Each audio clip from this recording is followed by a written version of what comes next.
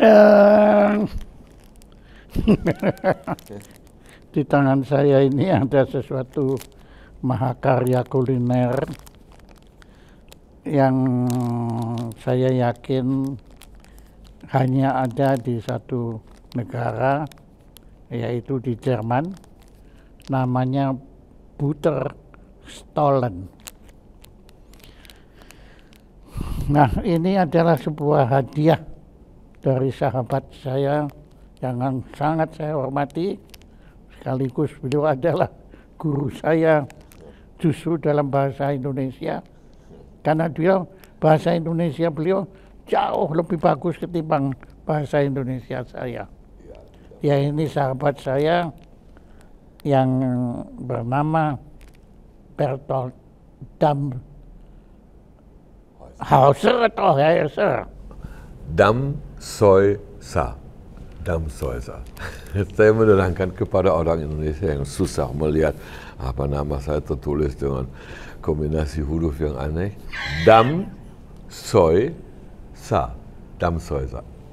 Jadi dam, soy, hoi, ya. ser. Ya. Jadi hoi dan ser beda. Ya, Bukan satu. Kalau H itu nyaris tak terucapkan dalam bahasa Jerman, Damseuser.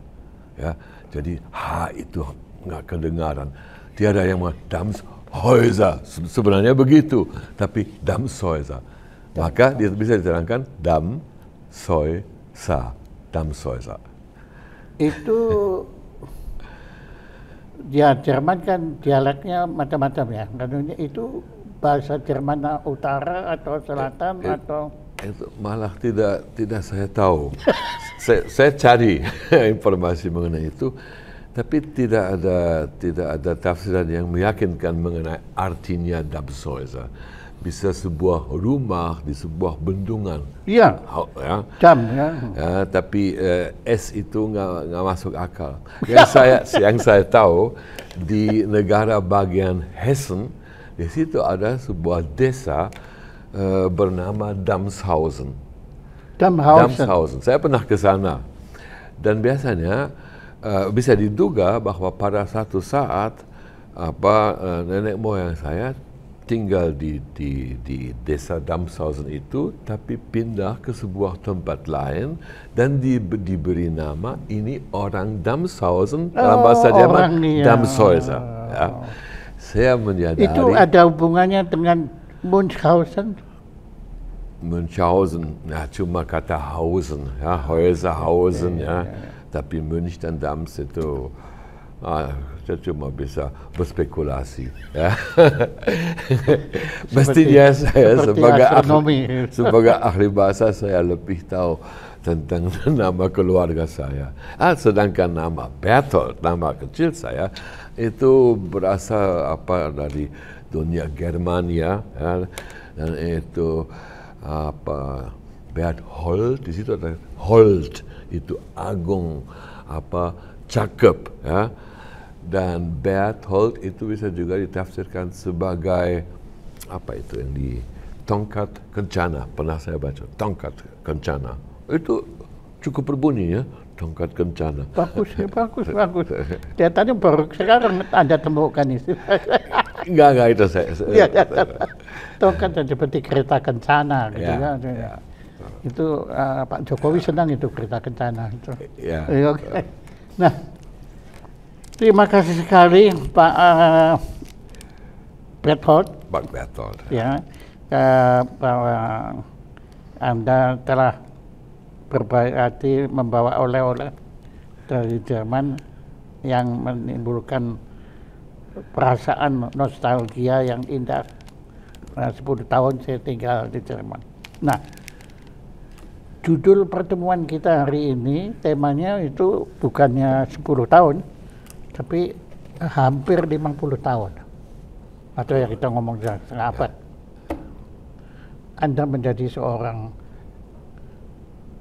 Indonesianis. Ya, betul. Mungkin bisa Anda ya ini di sini buktinya nyata sekali. Ini dan itu Indonesia, ini geotrakel yang saya terus terang ini masih banyak belajar dari Anda. Kemudian di sini amatan para ahli Jerman tentang Indonesia, amatan ya, amatan. Telah berpilih Timur dan Barat. Kumpulan puisi Goethe. Ini Anda judulnya kok telah berpilih Timur dan Barat. Telah bersatu, telah berpilih. Berpilih kata yang jarang. Ya, mungkin itu ide dari teman saya yang ikut menerjemahkan puisi Goethe itu. Agus Essojon yang punya ide itu. Ya, karena saat itu kata berpilih saya sendiri tidak tahu. Ya. Saya juga makanya tadi saya bacanya berpilih. Ya. Nah, ini ada hubungannya dengan Ostwestliche Divan. Betul. Itu terjemahan dari sebuah kutipan Goethe yang terkenal. Ost und Westen sebenarnya bersatu, ya. Telah berpilih Timur dan Barat, dan itu kan penyair Iran kan? Goethe banyak melihat ke Hafiz dan sastrawan Persia yang lain, tapi itu kalimat-kalimat pembuka untuk kumpulan puisi Diwan Barat Timur, ya, dan di situ yang mengatakan sebenarnya Barat dan Timur sudah lama menyatu. Karena dia merasakan ada hubungan batin dan kesamaan yang banyak dengan para pujangga dari Timur, khususnya Hafiz, tapi juga Rumi dan sebagainya. Nah, kalau ini karya Anda betul-betul murni Anda, ini dan itu Indonesia, yang Anda sudah perbarui ya, versi barunya. Di sini Anda memilih punakawan, yang naik sepeda motor Semar, Petro, Gareng, dan Bagong. Ya, ada dan bisa dibayangkan yang punya hidung mancung ini itu mewakili saya. Saya datang dengan sepeda motor dan perlu diperhatikan ada logo BVB di situ. BVB, para penggemar bola di Indonesia pasti tahu itu singkatan untuk Borussia Dortmund. Ya. Nah, kan saya pendukung fanatik dan setia. Borussia Dortmund ya. Borussia Dortmund ya. Sampai sekarang. Walaupun Bayern München nggak peduli. Saya tidak peduli dengan klub lain ya. Jadi saya datang ke Indonesia berlogo BVB dan saya bertemu dengan bangsa Indonesia ya di sini khususnya Jawa ya. Kenapa Anda kok karena Anda tinggalnya di daerah North Rhine-Westphalia itu Borussia. Saya lahir di Wanne Eickel, itu di kawasan Ruhr, di Ruhrgebiet, dan itu dekat dengan kota Dortmund ya. Tapi begini, waktu saya Mönchengladbach itu kan agak jauh, itu sudah tidak termasuk kawasan Ruhr. Ya. Nah, ceritanya waktu saya umur 5 tahun, kami mengumpulkan sebetulnya tokoh-tokohnya Borussia Dortmund itu siapa tokoh paling utama? Ya. Kalau sebagai pemain yang paling terkenal mungkin Marco Reus, Mats Hummels, Andi Möller, Matthias Sammer, kalau sekarang pelatih Nuri Sahin yang dulu juga pemain sendiri. Jadi, dan di zaman saya ada Lothar Emmerich, ada Sigi Held, ya, itu pahlawan waktu saya. Gerd Müller itu mana? Gerd Müller itu München. Itu München. Kok ada ngomongnya gini sih? Beckenbauer?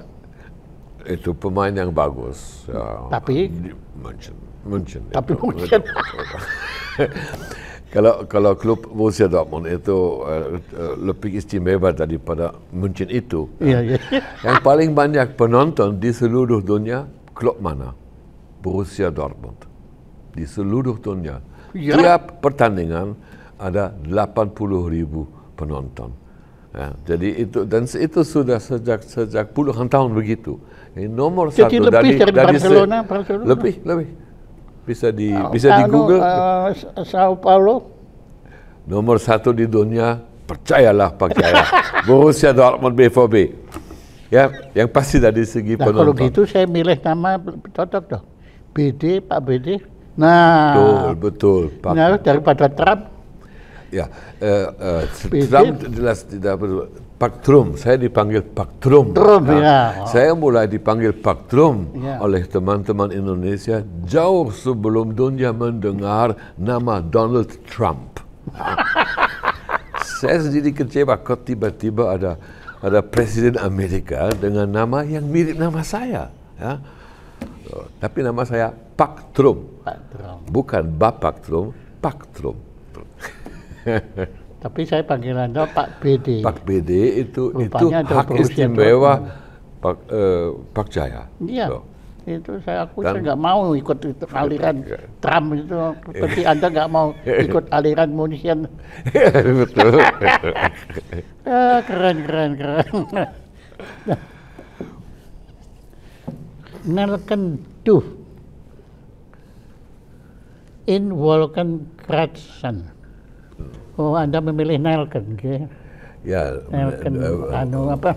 wangi cengkeh di gedung pencakar langit. Cengkeh. Ya, jadi ada tradisi dan kemodernan itu kira-kira. Ini Anda yang milih kata ini. Itu saya nggak ingat apa saya memilih judul itu atau ada co-editor. Kalau nggak salah co-editor yang punya ide bagus itu. Bagus loh, Nelken Duff in Wolkenkratsen. Nah, ini kumpulan puisi Jakarta Berlin. Jadi puisi Indonesia mengenai Jakarta dan puisi Jerman mengenai kota Berlin. Masing-masing diterjemahkan. Ramadan. Ini saya sama Ramadan KH. Ya, orang Sunda, ada sastrawan terkemuka, sudah almarhum. Kenapa Anda kok tidak Jakarta Bond? Jakarta Berlin. Berlin. Jakarta ada persahabatan antara kota Berlin dan Jakarta. Oh, memang Dan ada. ada resminya ada, dan dua-duanya Bonn. Saya orang Bonn, ya, saya bekerja di Bonn, kota indah. Ya. Tapi apa yang sederajat Jakarta harus diakui itu Berlin, ya, kota raksasa, ya, dan mega city. Jadi dan memang jauh lebih banyak puisi bagus mengenai kota Berlin dibandingkan tentang kota Bonn. Tapi belakangan saya di samping mengagumi kota Bonn karena ada di situ, saya mengagumi teman Anda yang filosof Gabriel Marcus itu. Iya, iya. Keren itu loh. Iya. Itu saya gilanya kayak Anda tuh. Berkimnya wild. Übersetzung als kulturelle Begegnung. Itu Eine Festschrift. ya. Untuk Untuk waktu saya pensiun 2 tahun yang lalu saya pensiun, dan untuk ya katakanlah untuk menghormati saya, para teman dosen di Universitas Bonn dan berbagai murid, tapi juga berbagai sahabat Indonesia bersama-sama menyusun buku itu. Ada yang menulis tentang saya, ada yang menyumbangkan tulisan tentang tema apa yang namanya Festschrift. Apa itu dalam bahasa Indonesia? Festschrift. Tulisan merayakan, ya, mendirgahayu sebetulnya. Ya. Andriani Nangoy itu siapa? Nangoy itu sekarang menjadi pengajar bahasa Indonesia. Dulu murid saya, mahasiswa saya, tapi sekarang orang Indonesia. Nangoy. Dia orang Jawa tapi nikah sama orang Sulawesi kalau tidak salah. Ya. Nango itu nama jarang ya, kedengaran Iya, Vietnam ya. Nango, iya. Kalau nggak salah Sulawesi. Timo Duwile. Itu rekan di jurusan Asia Tenggara, cukup produktif. Dia ada di ilmu politik, apa bidang khususnya. Christina Gosman.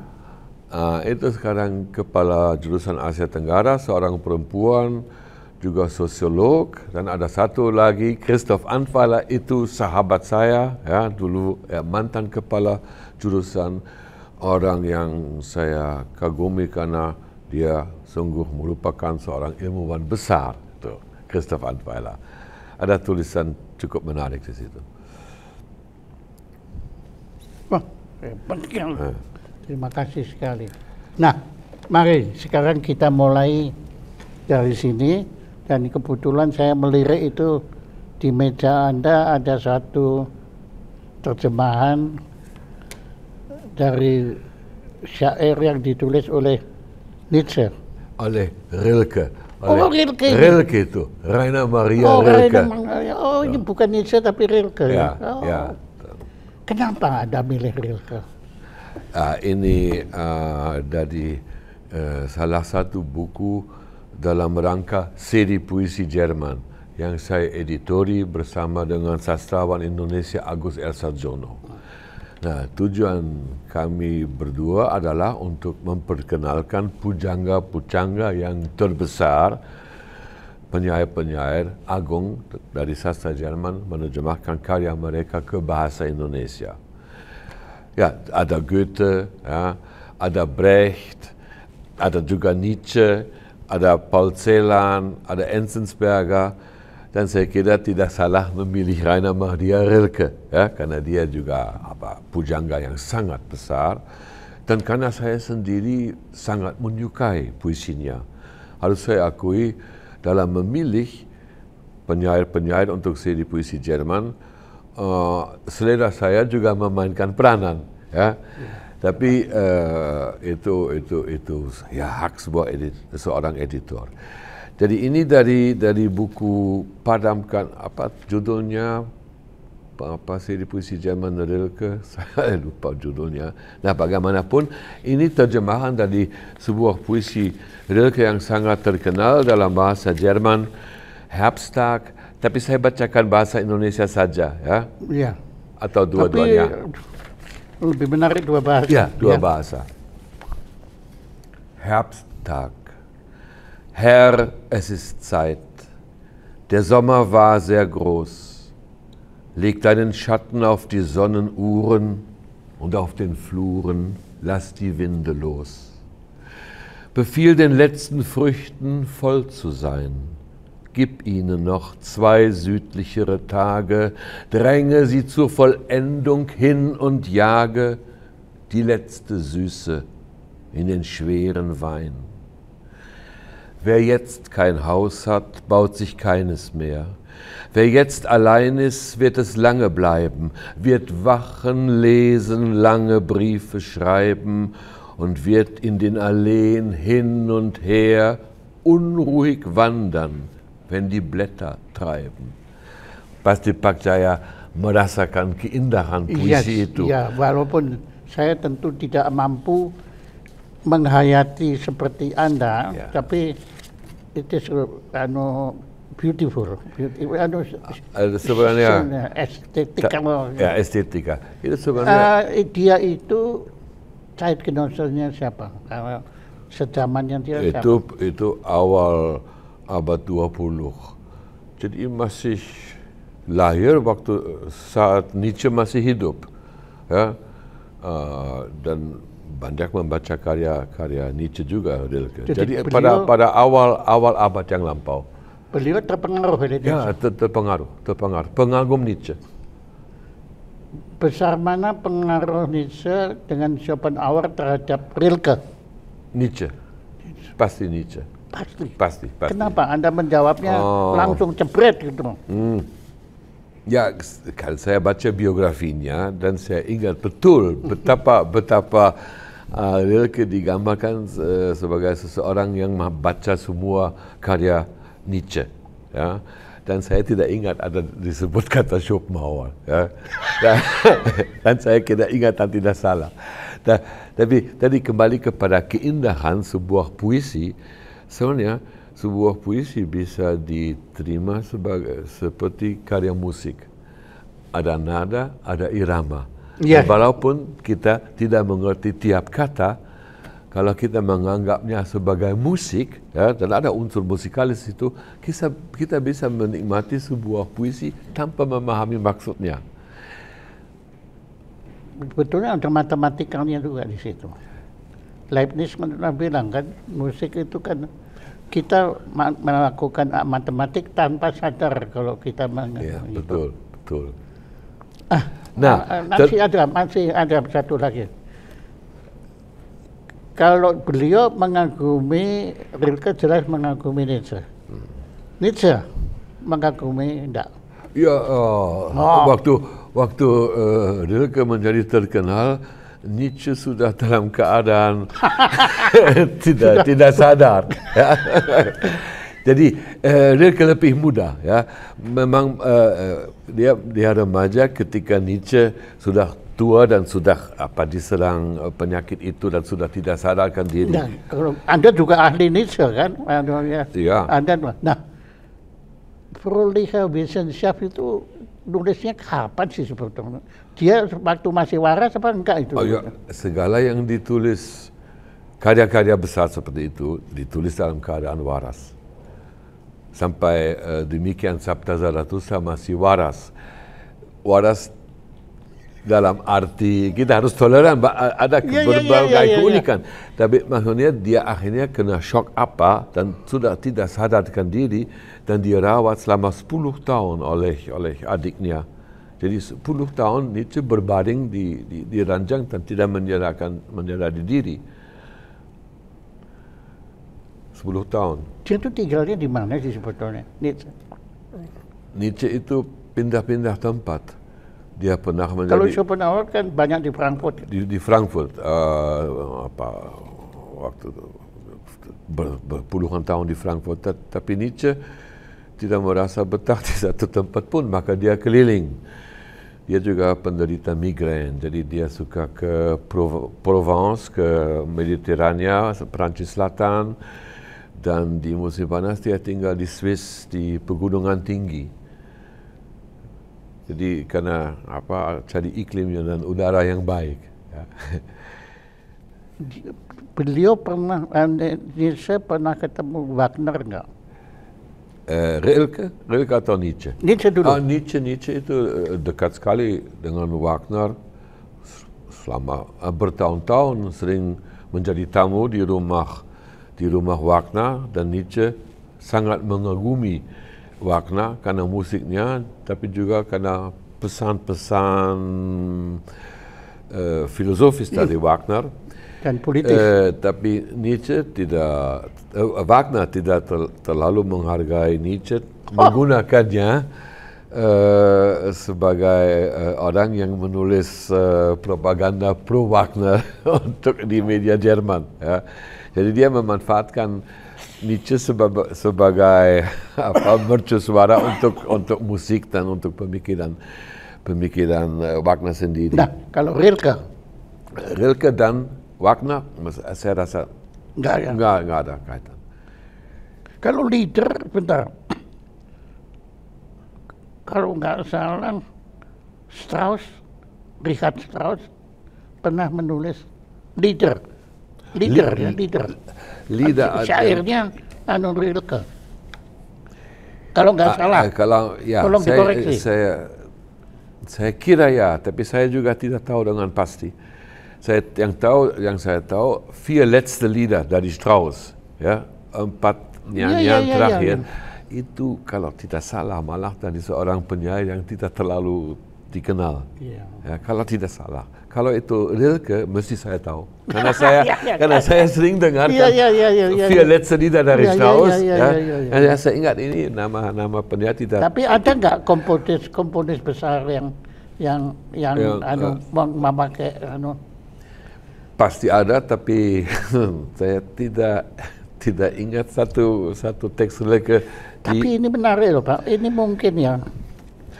Mungkin Pasti. saya pada suatu hari, coba Anda baca terjemahannya sekarang. Ya. Ya. Nah, ya, kita perhatikan apakah itu juga indah seperti sebuah lagu, ya, ada unsur musikalis dalam terjemahan Indonesia.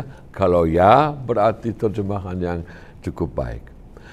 Hari musim gugur, Tuhan, sudah tiba waktu, sudah berlalu musim panas, begitu dahsyat dan syahdu. Kini gelarkan bayangmu di atas jam mentari dan lepaskan angin-angin di padang berlari. Titahkan bebuahan penghabisan meranum, beri lagi 2 hari cuaca hangat anggun. Desak mereka pada kesempurnaan penuh, dorong kemanisan penghabisan kebuahan seluruh. Yang kini tak berumah, takkan membangun lagi. Yang kini bersendiri, kan lama bersendiri. Akan begadang baca nulis surat panjang, kan mondar-mandir di jalanan lengang.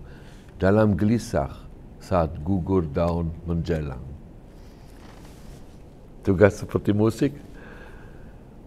Saya baru mikir sekarang. Mungkin insya Allah saya masih punya waktu untuk bikin satu karya berdasar syair Rilke yang diterjemahkan saya akan bahagia sekali kalau Bertram Kosra. Ini terjemahan oleh Agus R. Sarjono dan saya, ya, tadi terjemahan bersama. Oh, bersama, ya. Ya, saya sendiri tidak akan sanggup menuliskan puisi yang seindah itu dalam bahasa Indonesia. Ya, tidak. Ini harus seorang penyair yang mahir dalam bahasa Indonesia yang membantu saya. Dortmunder, ya. Tapi sangat bahagia saya itu kalau ini. Terutama mondar-mandir itu saya kira itu kalau nggak ngerti bener itu nggak bisa loh. Kata mondar-mandir itu kan ya khas Indonesia kan. Itu ya, apa? Bahasa Jermannya apa? Hin und her kan enggak. Wird in den Alleen hin und her. Oh, unruhig wandern, hin und her. Itu adalah hin und her. Ya. Semoga ini akan menjadi sebuah komposisi piano oleh Pak Jaya Suprana untuk piano dengan mengambil lirik ini. Iya. Kumpulan puisi Nietzsche, Rilke sudah ada. Pak Jaya sudah miliki. Punya, saya punya, ada. Ya, semoga jadi. Tapi ini nanti kalau bisa Anda tinggalkan ke saya. Dua-duanya, Jerman dan Indonesia. Iya. Semoga pada satu saat di ruangan ini piano akan berbunyi komposisi Jaya Suprana dengan lirik terjemahan puisi Rilke ini. Semoga. Ini ditulis Paris. Rilke menulis puisi itu di Paris ternyata. Itu karena dicatat di bawah dalam puisi bahasa asli Jerman. dalam bahasa Jerman, tentu bahasa Jerman. Bagaimana dia di Paris kok masih tetap bisa berbahasa Jerman? Ya, misalnya saya ke Jakarta tetap tidak lupa bahasa Jerman.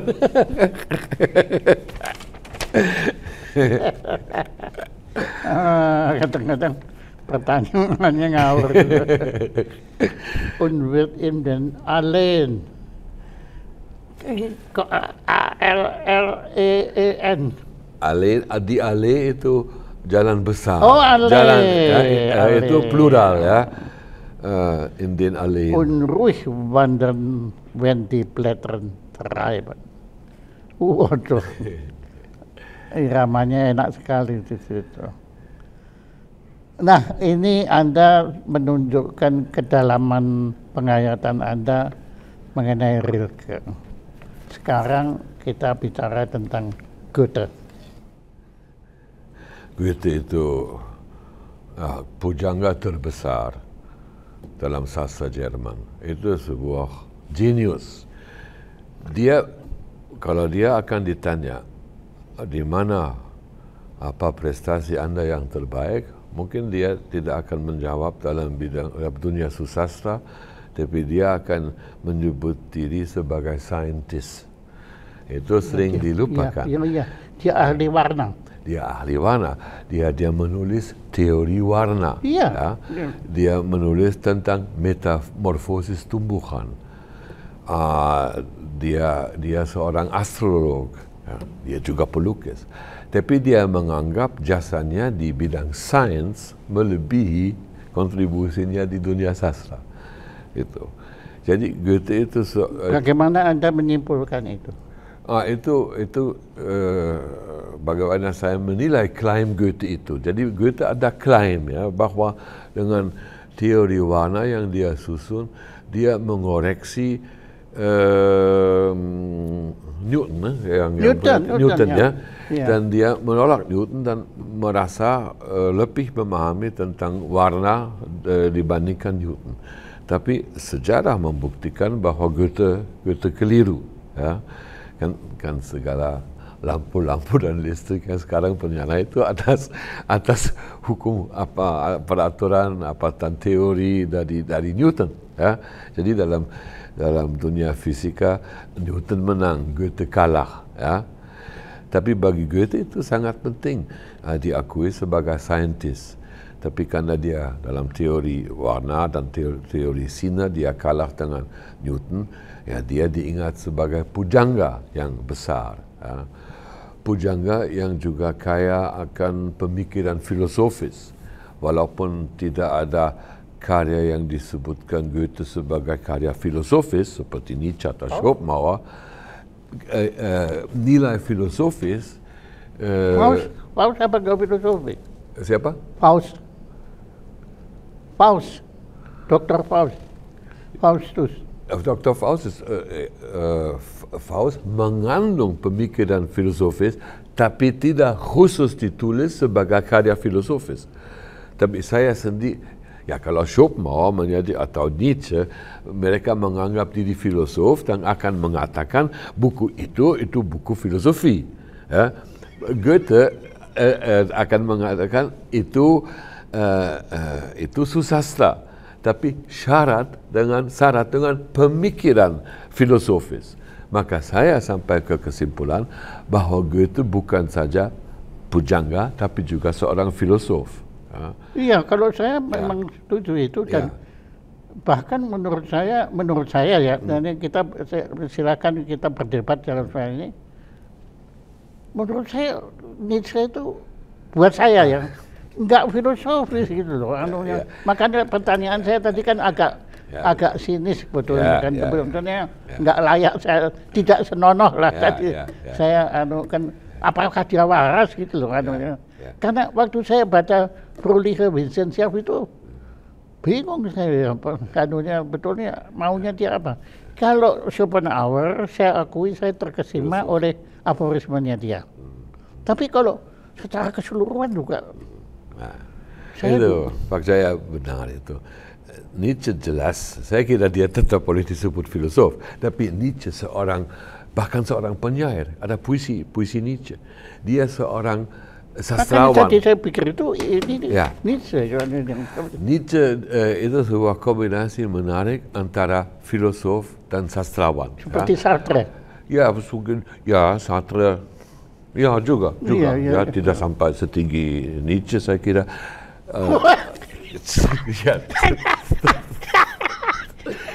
Anda yang ngomong dong. Sartre tidak setinggi itu. Wah lucu itu Pak. Pasti. Teman-teman saya yang sekolah di Surabaya ngamuk semuanya. Boleh. Kalau saya kira kalau Sartre ditanya, mungkin dia akan mengakui juga.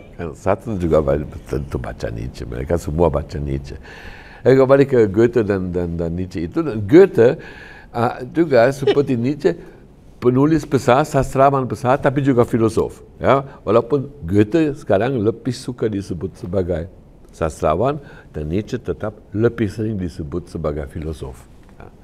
Tapi sebetulnya kan Goethe itu kan Leonardo da Vinci-nya Jerman kan? Ya, karena itu dia juga di bidang sains. Dia bahkan dia meneliti tulang-tulang hewan, tulang-tulang manusia, dan dia menemukan sebuah tulang kecil, ya, yang ada di sini kira-kira. Goethe yang menemukannya. Namanya Kalau nggak salah, zwischen Kieferknochen. Goethe menemukannya. Ya.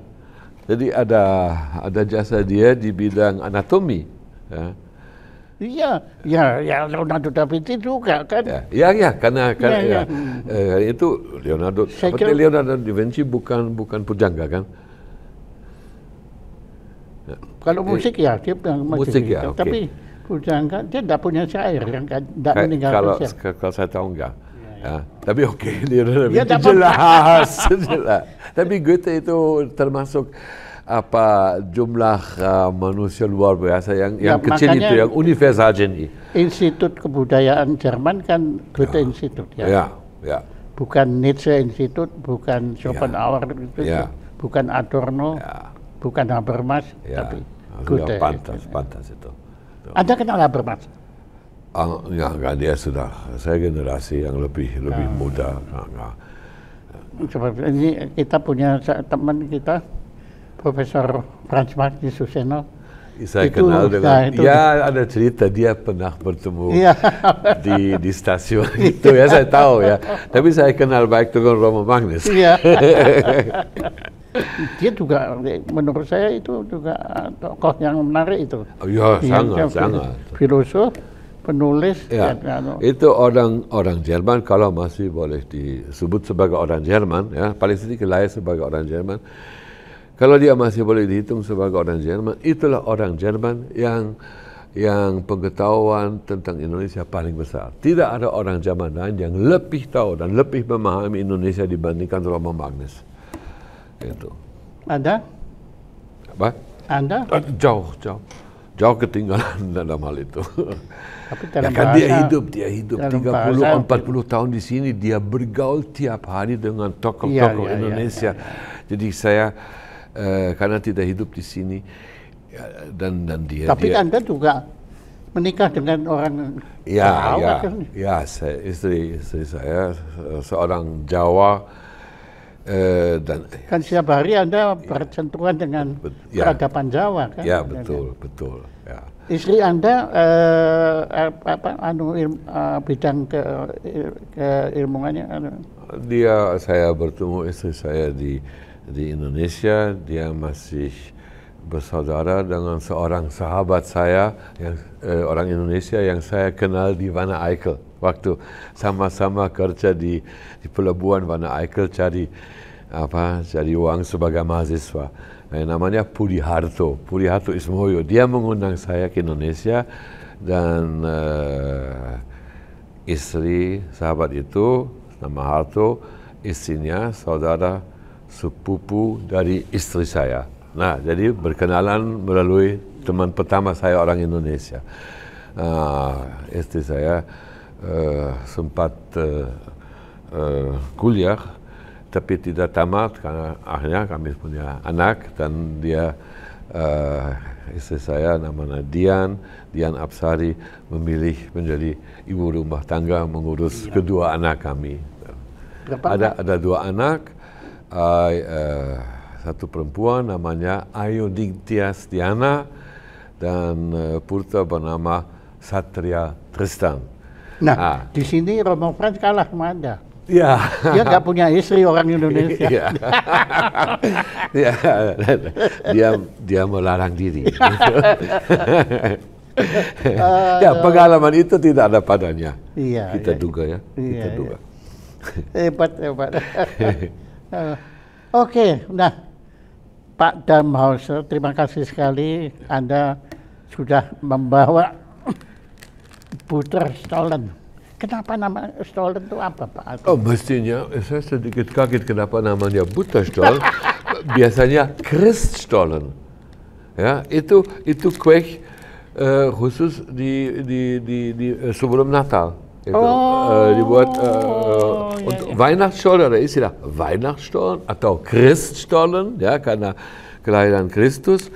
Terus ini Butterstollen, ya, apakah mereka semakin sekuler, tidak mau bicara tentang Natal atau tentang Kristus, supaya dibeli orang yang bukan Nasrani, karena itu menarik. Christstollen menjadi Butterstollen, ya, stollen mentega. Ya. Tapi dari segi bentuk, kita lihat masih ada. Ini masih ada hiasan Natal di sini, ada konotasi Natal masih ada.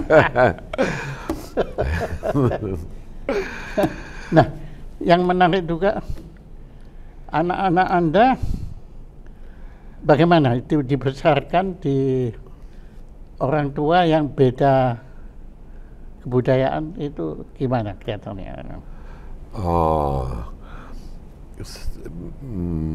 Yang kelihatan di muka mereka yaitu semacam campuran antara Jawa, Indonesia dan Jerman, sepertinya juga ada di jiwa mereka.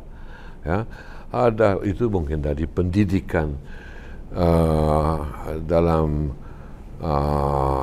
cara komunikasi, dalam cara bergerak. Saya kadang-kadang melihat itu mereka ada keindonesiaan, mungkin kejawaan, ya. Apakah itu cuma sebuah kesan, ya? Karena itu sesuatu yang juga saya harapkan bahwa ada unsur keindonesiaan dalam perilakunya atau kenyataan susah dinilai. Tapi saya cukup yakin bukan saja wajah mereka kelihatan Jerman Indonesia, tapi juga watak mereka ada unsur keindonesiaan. Anda bicara dengan mereka dalam bahasa? Saya memilih bahasa Jerman. Istri saya suka memakai bahasa Indonesia sampai sekarang. Jadi anak-anak saya menguasai, tapi bahasa Indonesia sehari-hari itu yang mereka kuasai, tapi tidak sampai sampai tingkat yang terlalu tinggi. Ya. Tapi mereka baca buku Anda?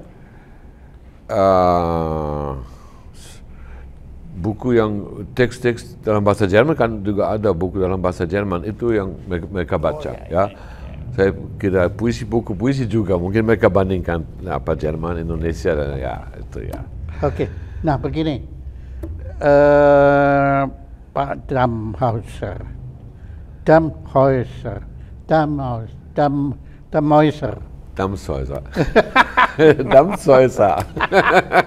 Oke. Pak BD, begini, Borussia Dortmund.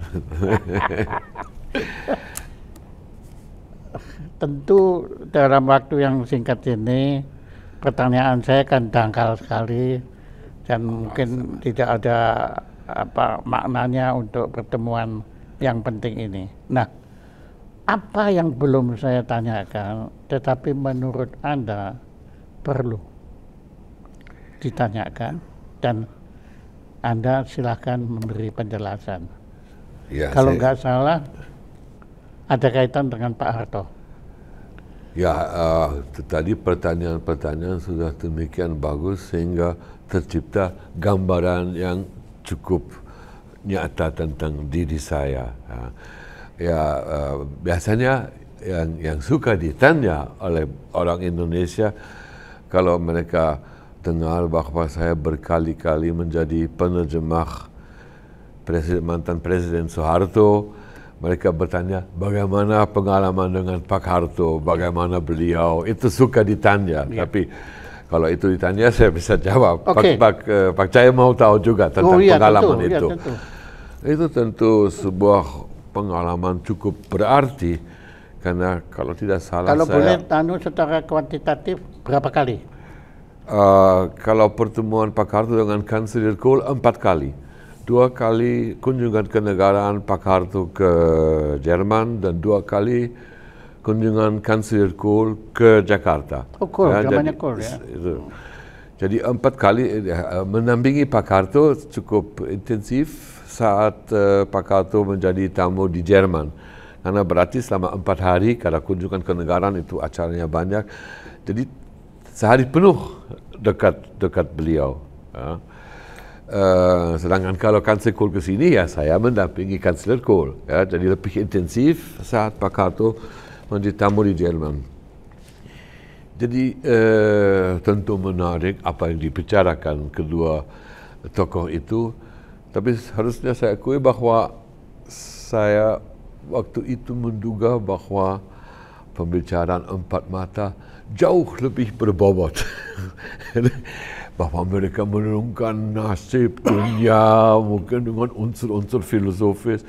Ternyata itu cukup diatur sebelumnya pembicaraannya. Jadi poin-poin yang dicatat dibicarakan secara saklik sekali. Ya. Jadi sangat administratif. Ya. Itu sedikit mengejutkan saya. Ya. Tapi kalau ditanya bagaimana saya menilai Pak Karto, saya sebenarnya punya kesan positif dari Pak Karto sebagai manusia. Ya, saya tidak melihat unsur sombong atau apa. Jadi berbeda sekali dengan sosok yang digambarkan terutama oleh media Jerman. Itu diktator kejam, pembunuh pada tahun 65-66 ya. Tapi melihat orang dalam kenyataan agak berbeda ya. Jadi tidak tampil sebagai semacam monster, tapi seperti seorang kakek Jawa ya, yang sangat bahkan humble dan simpatis untuk saya. Kalau saya menilai sosok itu, saya yakin bahwa Pak Karto seorang nasionalis sejati dan benar-benar waktu itu memperjuangkan bangsanya. Dia sangat yakin bahwa dia berbuat yang terbaik untuk bangsanya. Yang tidak dia miliki adalah daya kritis terhadap diri sendiri. Ya. Kesan saya seperti itu. Ya. Dia yakin bahwa segalanya yang dia buat adalah terbaik untuk bangsa. Tapi paling sedikit dia mau berbuat yang terbaik untuk bangsanya. Ya. Dia sebagian dari malapetaka paling besar dalam sejarah Indonesia. Ya. Dia sebagian yang bertanggung jawab pada peristiwa 65-66. Dan di situ saya kira dia ikut berdosa. Ya, karena paling sedikit dia tidak mengambil tindakan supaya tidak terjadi pembunuhan massal di seluruh Indonesia. Ya. Dia sendiri tidak mau menghabisi sejuta jiwa manusia, tapi dia paling sedikit membiarkan itu terjadi. Nah, ini sebuah wajah berbeda dari kakek yang begitu simpatis yang saya alami secara pribadi. Nah, Soeharto juga seorang jenderal. Ya. Bagi seorang jenderal, perang bukan sesuatu yang perlu selalu dihindari. Dan untuk orang Jawa pun, perang bukan sesuatu yang haram. Kalau kita melihat dunia wayang, kita lihat epos Mahabharata, yang ada di situ perang antara dua lawan. Dan ketika Arjuna ya kan tidak mau berperang, ya, oleh Krishna, betul itu dia diingatkan itu dharmamu, ya. Itu, dan mungkin Pak Karto pada tahun itu menganggap itu dharmanya, kewajibannya untuk menghancurkan yang dianggap bahaya komunis itu, ya, dan dia bersedia mengambil segala tindakan walaupun sekarang kita nilai itu agak kotor yang terjadi di situ. Ya. Tapi di situ sejarah akan punya penilaian sendiri. Ya. Tapi paling sedikit saya mengalami sosok itu sebagai orang yang katakanlah saya akui agak simpatis, ya, dan saya yakin seorang nasionalis sejati dalam arti dia mau berbuat yang terbaik untuk bangsanya. Oke. Ya, begini ya Pak. Ini memang di sini terbukti bahwa apa yang disebut tafsir itu memang subjektif. Tidak bisa dah kita bilang tafsir objektif, nggak mungkin ya. Dan saya saya setuju dengan apa yang Anda utarakan tentang Pak Harto, karena saya adalah korban. Tahu saya. Yaitu ayah saya dibunuh di sini. Tapi entah kenapa saya nggak punya dendam. Karena saya nggak tahu yang bunuh ayah saya siapa, nggak tahu. Nggak tahu, yang bahkan sampai saat ini jenazah beliau belum kita temukan. Jangan-jangan beliau masih hidup juga, kita nggak tahu. Ya, anunya. Tapi saya kok merasa, tadi kan ada menggunakan perkataan Pak Warto membiarkan semua itu terjadi. Saya kira siapa sih yang bisa melawan arus politik bangsa yang demikian besar? Saya kira nggak ada yang bisa menghambat ya mau itu kecuali Tuhan ya. Ya tapi saya setuju dengan apa yang diutarakan. Saya tidak beruntung seperti Anda. Saya cuma pernah bertemu beberapa kali, tetapi dalam waktu yang terbatas, nggak sepanjang hari, ya. Tapi kesan saya memang beliau memang manusia luar biasa, punya kewibawaan, aura kewibawaan. Anda merasakan kan? Kalau di depan beliau itu, saya kan orang yang paling suka bantah-bantah, tapi di depan beliau saya nggak bisa ngomong, katanya. Saya tenggelam di bawah aura kewibawaan beliau itu, katanya. Ya, dan saya itu, dan apalagi istri Anda orang Jawa, jadi Anda tahu orang Jawa itu memang humble kan, pada dasarnya kerendahan hati kan sebetulnya. Ya, saya dan seperti Anda tadi bilang sejarah yang akan buktikan, tapi sejarah itu yang nulis siapa dulu, Pak? Ya nanti yang menulis kan yang menang kan. Ya, bahkan ya saya berulang kali, kalau yang ngomong Anda pasti Anda dimaki-maki. Tapi saya berulang kali, apakah yang terjadi andai kata Hitler itu menang? Beda Pak, sudah. Beda Pak, sudah lah. Ya, karena saya juga tahu guru saya itu kan zaman itu masih tentara kan, beliau ditangkap, kemudian masuk kamp konsentrasi Sekutu, sama aja Pak. Untung ya beliau belum sampai digas ya.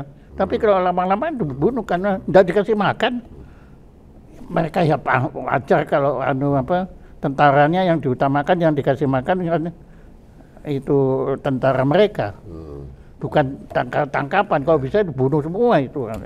Tapi Anda memang benar bahwa sejarah akan membuktikan. Tapi sejarah siapa yang menulis itu, lain cerita lagi. Betul. Tapi saya yakin dalam ingatan bangsa Indonesia, biarpun siapa yang menang, tapi dalam ingatan bangsa Indonesia ke 32 tahun itu, ya, kira-kira tiga dasawarsa itu, apalagi selepas tahun 66 akan dinilai sebagai fase sejarah yang cukup baik bagi bangsa Indonesia. Iya, makanya kan ada ada stiker wajahnya Pak Harto, enak zamanku toh. Iya. Tapi beliau sudah meninggal, sehingga beliau tidak melihat. Yang bikin itu bukan beliau itu. Tapi jelas sejarah tidak selalu adil ya, tidak selalu adil. Memang nggak adil Pak. Bahkan kalau saya bergerak lebih jauh ya, saya percaya Tuhan ada, Tuhan kasih sayang. Tapi kalau adil enggak, ya saya lihat banyak sekali orang yang bisa lebih beruntung ketimbang saya, tetapi karena kehendak Tuhan saja mereka kemudian nggak beruntung jadinya. Ya katakanlah unsur keadilan juga ada dalam kehidupan ini, betul? Jadi bukan serba tidak adil. Kalau kita melihat berbagai keadilan juga ada. Ada, tapi itu Dewi keadilannya itu matanya dibuka segini. Dia ngelihat juga. Kita berdua boleh duduk di sini, berdiskusi dengan bermutu dan santai dan menyenangkan.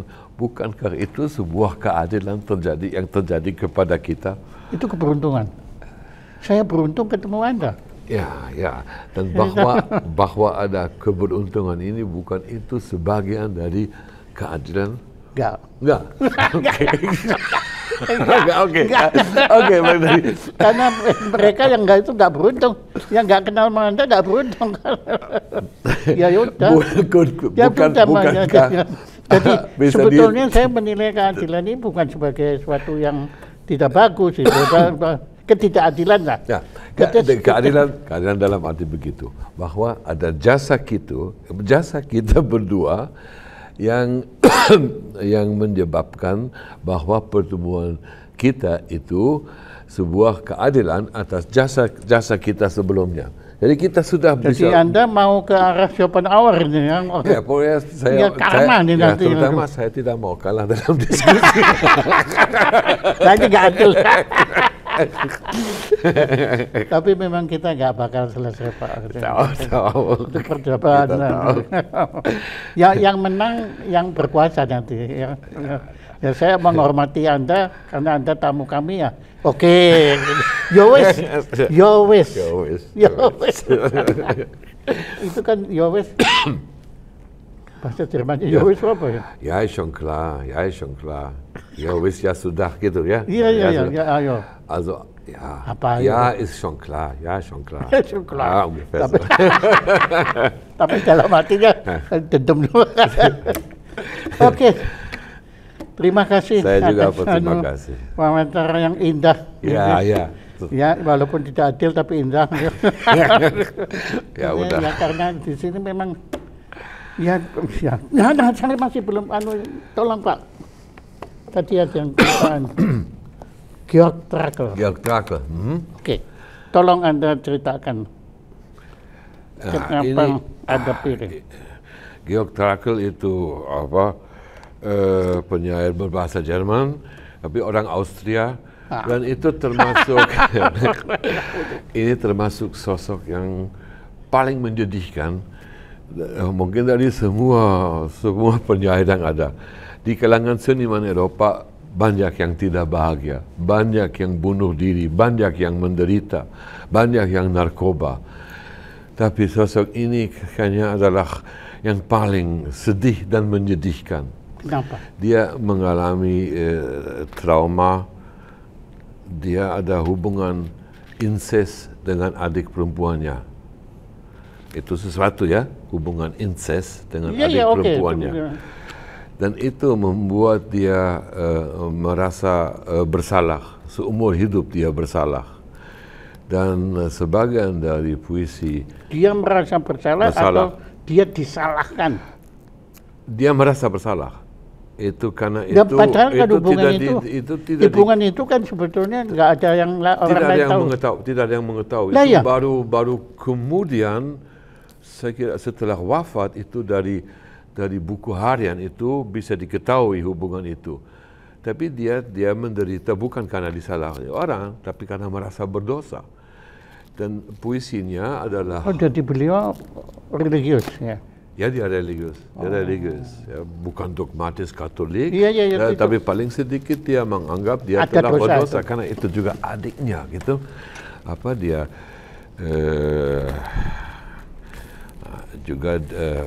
Dia juga kecanduan, mungkin opium. Jadi baik opium atau saya lupa candu ini itu yang dibagikan kepada adiknya yang kemudian bunuh diri, ya. Dan hubungan incest.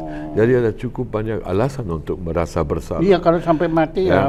Dan ini kesaksian, kadang-kadang kesaksian yang tidak langsung membicarakan itu, tapi kalau kita tahu yang terjadi kepada Trakl, kita tahu bahwa yang dia bicarakan di situ adalah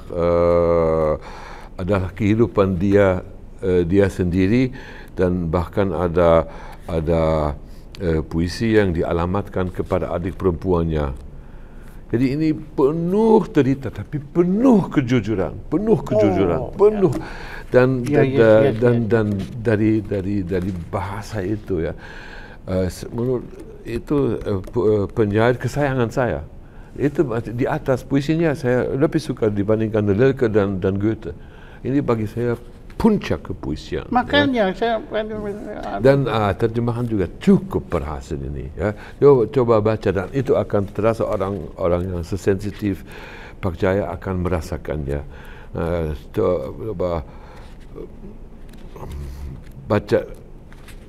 mulai baca aja malam ini, itu akan terasa tiap orang yang punya sensitivitas akan merasakan itu. Betapa luar biasa, betapa jujur dan betapa indah bahasanya. Itu Trakl. Jujur itu ya. Nah Pak Harto jujur loh menurut saya. Ya.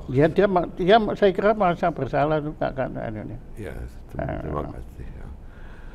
Ya, saya sudah duga. Bagaimana Anda bisa ketemu ini?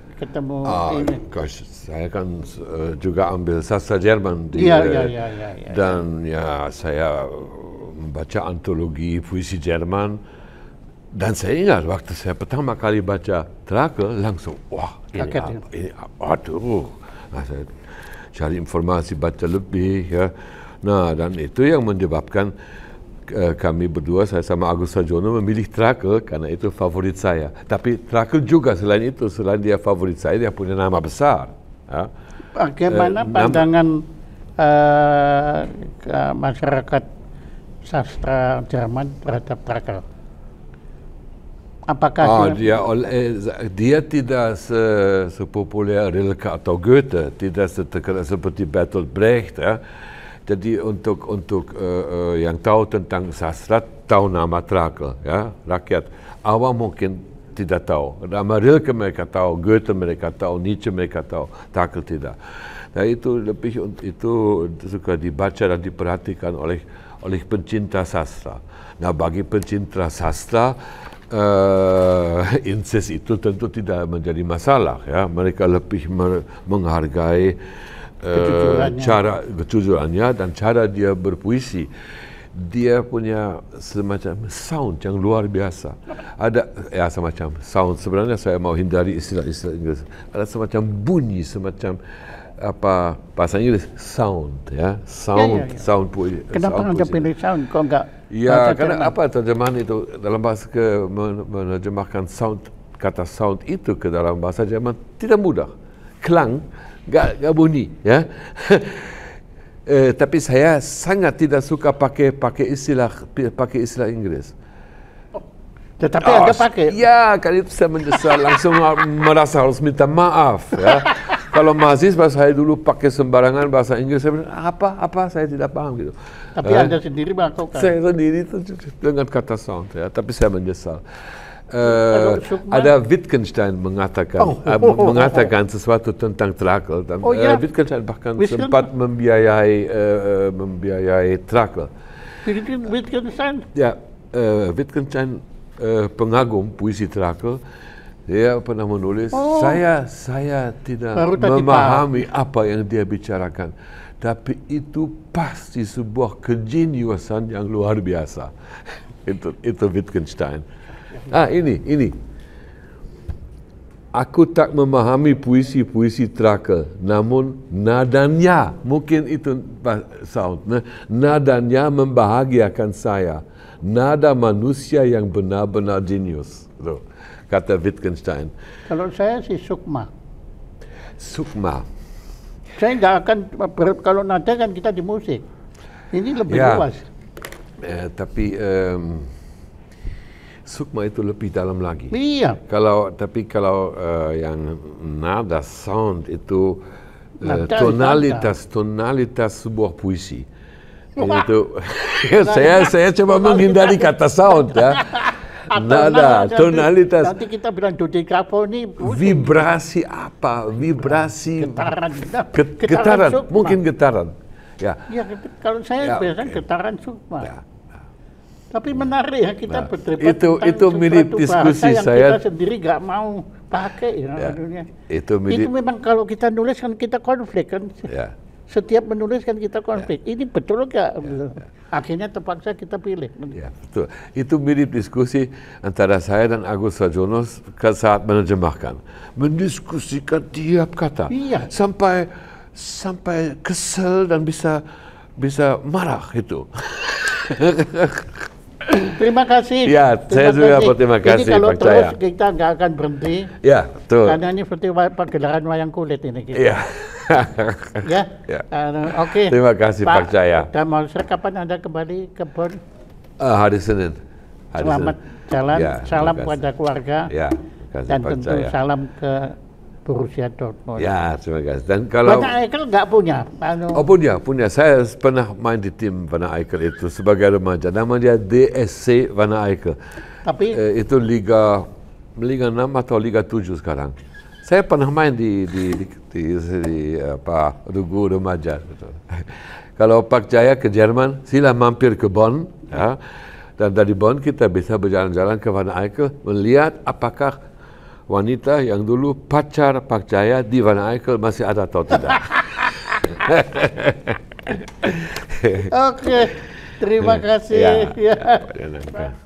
Pak, kami nggak punya apa-apa, tapi kami persembahkan ini. Kalau nggak salah sudah pernah kita kirim ada satu dulu ya. Sudah. Ini yang kedua, ya ucapan terima kasih kepada Bertolt Damsol atas perkenan menjadi narasumber dengan tema 50 tahun pengalaman seorang Indonesianis dari Jerman. Terima kasih Pak Jaya. Ya, Terima tepuk kasih. tangan untuk